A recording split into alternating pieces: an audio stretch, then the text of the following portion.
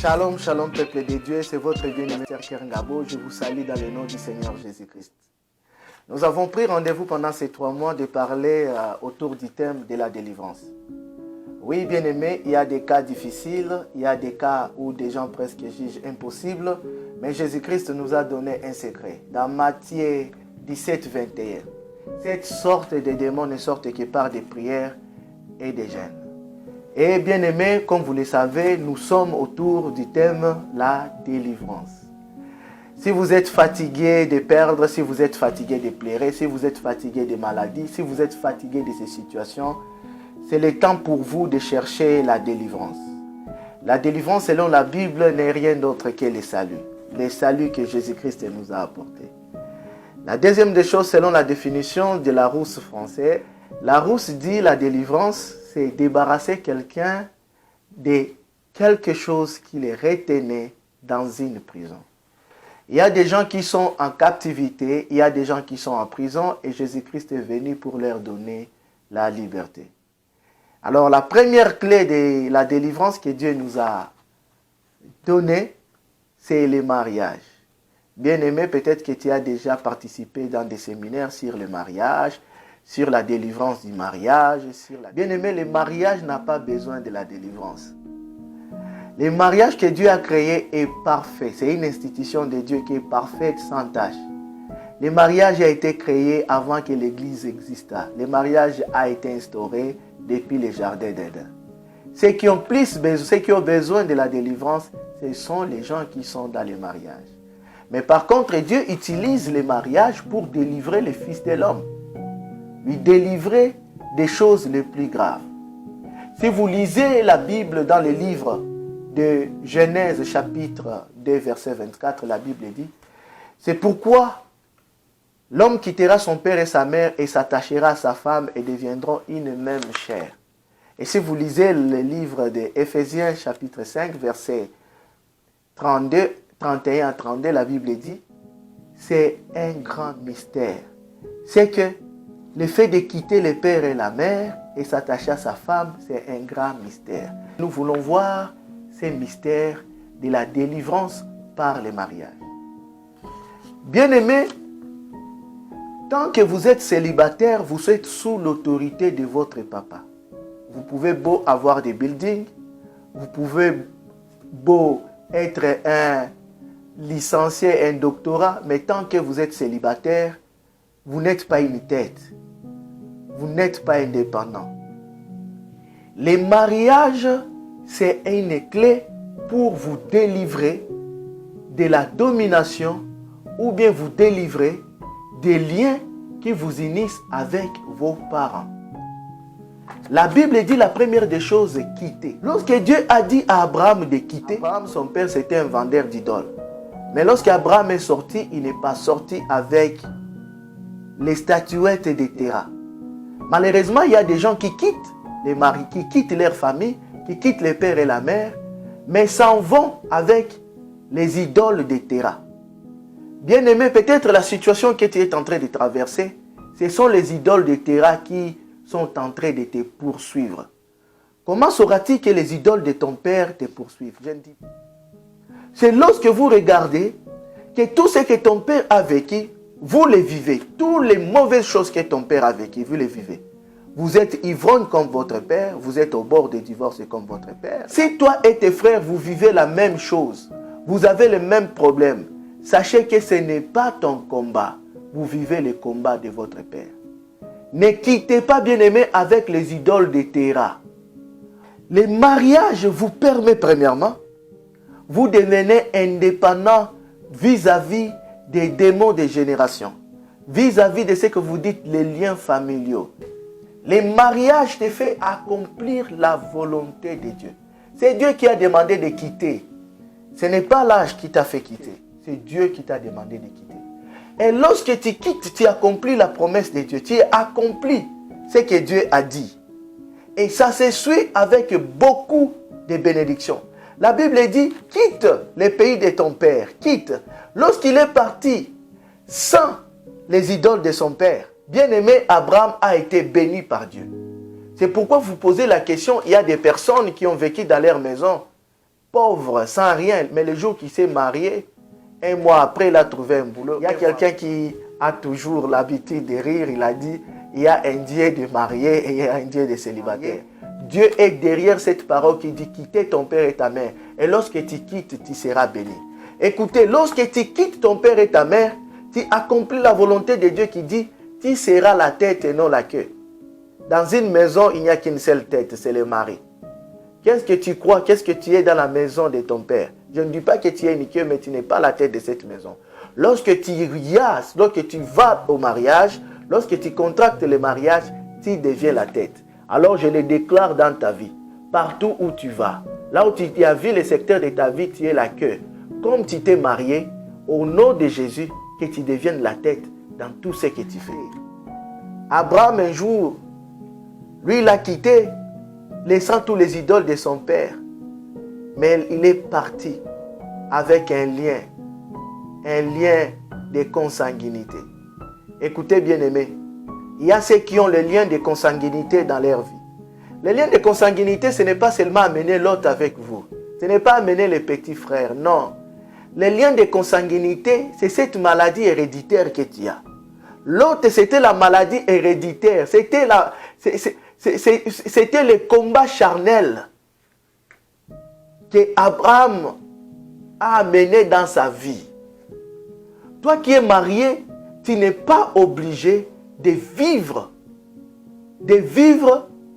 revivre la même maladie qui a terrassé ton père. Alors, tel que tu es là, je suis en train de te donner les secrets. Lève-toi là où tu es. Toi qui as la maladie de ton père. Toi qui es sous la loi de la maladie de ton père. La loi spirituelle de la maladie de tes ancêtres. Comme tu t'es marié, tu as le droit de les briser. Tu te lèves là où tu es, tu dis, au nom de Jésus, je suis la tête de cette maison et je refuse d'avoir les liens qui m'octroient, qui m'attribuent cette maladie héréditaire. Bien aimé, le mariage, c'est un grand moment. C'est un moment de la délivrance. Si vous lisez dans le livre de 1 Corinthiens 7, 2, la Bible dit, pour ceux qui ne sont pas capables de vivre la continence, de faire quoi? De se marier, pour éviter l'impudicité. Écoutez, bien-aimé, pour te délivrer de l'esprit de l'impudicité, c'est seulement le mariage, bien-aimé. L'esprit de l'impudicité a peur du mariage. La Bible dit, Dieu n'aime pas, ou bien Dieu résiste, ou bien Dieu va détruire les adultères et les impudiques. Le mariage a la capacité de vaincre l'esprit des morts. Quelqu'un s'étonne. Je vis des gens perdre leur mari à 2 mois de mariage. Je vis des hommes perdre leur femme à 3 mois, à 1 année de mariage. Bien-aimé, ce n'est pas la volonté de Dieu. La volonté de Dieu est que tu vives longtemps, que tu sois heureuse avec ta femme. C'est pourquoi déclare là où tu es. Je ne mourrai pas, je vivrai. Je vieillirai, je verrai les enfants et les enfants de mes petits-enfants. Afin que Dieu manifeste sa gloire dans ma vie. Tu les déclares et que ça soit ton partage. Bien aimé, si vous lisez dans le livre de Deutéronome chapitre 24 verset 25, il est dit, si un homme se marie, même s'il y a la guerre, il est interdit de l'envoyer pour aller combattre. La guerre, ça suppose mourir. C'est normal que les hommes de guerre, les hommes d'uniforme, lorsqu'ils vont se battre dans les champs de bataille, qu'ils perdent leur vie. Lorsqu'un homme se mariera, il n'ira pas en guerre. Ça sous-entend que Dieu le protège sa vie. Oh, toi qui t'es marié, tu es jeune marié et aussitôt tu es dans l'hôpital. Je le déclare dans ta vie, au nom de Jésus-Christ. Le Dieu qui préserve la vie, puisse te préserver la vie, au nom de Jésus. Que celui qui est marié n'aille pas en guerre. Écoutez, s'il y a des lois qui pèsent sur votre vie, que chez vous, vous perdez des hommes à bas âge, je dis à quelqu'un que ton mari ne mourra pas. C'est lui qui a prophétisé, qui a dit, j'ai vu tu t'es marié, mais ton mari a fait l'accident, il est mort. Bien aimé, il a été envoyé en guerre. Mais maintenant, la loi que Dieu nous a donnée, par cette révélation du mariage, parce qu'il est marié, parce que vous êtes mariés, nous l'arrachons dans cette loi au nom puissant et glorieux de Jésus. Que tu vis longtemps, toi et ta femme. Et la Bible dit qu'il réjouisse sa femme. Bien-aimé, le mariage, c'est la jouissance. Il y a une partie de ces versets qui dit ceci. Même si, je les traduis, il a des dettes, même s'il doit, l'on ne doit pas l'accabler en lui demandant de rembourser. C'est-à-dire, vous ne manquerez de rien. Le mariage, c'est le moment de l'abondance. Oh, toi qui t'es marié, tu commences à te poser la question, comment je vais vivre? Comment je vais vivre avec cette femme? Puisque tu as accepté de quitter ton père et ta mère, puisque tu viens d'écouter la parole de l'Éternel, tu ne manqueras de rien. Tu ne manqueras de rien. Il s'appelle Jéhovah Jireh, Jéhovah Shammah, Jéhovah Nissi. Jéhovah Jireh, c'est le Dieu qui agit. C'est ce Dieu-là qui pourvoit. Le Dieu pourvoyeur, il va pourvoir à vos besoins. Vous n'allez pas commander. J'ai vu des gens rire, ils ont dit, qu'est-ce qu'il a, il s'est marié. On va le voir dans les champs de Matembele, il va venir chercher les Matembele chez nous. Il va venir frapper la porte, il va venir mendier. Je suis en train de le déclarer, dans le nom de Jésus. Tu ne vas pas mendier dans ton mariage. Toi qui t'es marié l'année passée, toi qui t'es marié le mois passé, toi qui t'es marié la semaine passée, toi qui t'es marié aujourd'hui, toi qui vas te marier demain, je le déclare dans ta vie, tu ne vas pas mendier. Tu ne manqueras pas de la nourriture. Tu ne manqueras pas de vêtements. Ta femme ne manquera de rien. Au nom puissant et glorieux de Jésus, vous n'allez rien manquer dans votre maison. Je brise cette loi-là. Cette loi qui dit, ces bouches-là qui se sont levées pour dire, vous allez manquer de tout.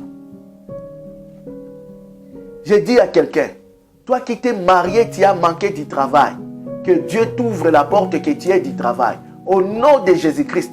Au nom puissant et glorieux de Jésus. Parce que la Bible nous dit de jouir dans le mariage. Comment vous allez jouir sans le travail? Que le mariage soit une clé pour te donner le travail au nom de Jésus. Vous n'avez jamais vu quelqu'un qui était chez lui pauvre. Lorsqu'il s'est marié, il s'est enrichi. Oh bien-aimé, oh bien-aimé, au nom puissant et glorieux de Jésus, que tu t'enrichisses à tous égards. Toi qui as accepté de quitter ton père, la Bible dit, je ferai ton nom grand lorsque tu quitteras. Quand tu quittes, Dieu te donne le nom. Parce qu'avant, on t'appelait au nom de ton père. Aujourd'hui, on appelle les enfants, on appelle ta femme à ton nom. Dans le nom de Jésus, que Dieu rend ton nom grand. Dieu ne rendra ton nom grand que dans ton mariage. Dieu ne le rendra pas ailleurs. Que Dieu rende grand ton nom. La Bible dit qu'il te multipliera. Comment il va te multiplier dans ta maison? Tu fais même des enfants dans la maison de ton père. Quelle malédiction. Bien-aimé, je disais que selon Deutéronome 24, 5, la Bible dit qu'on ne t'envoie pas en guerre, qu'on ne t'expose pas à la mort. Tout ce qui t'exposait à la mort, au nom de Jésus-Christ, je les ôte dans ta vie.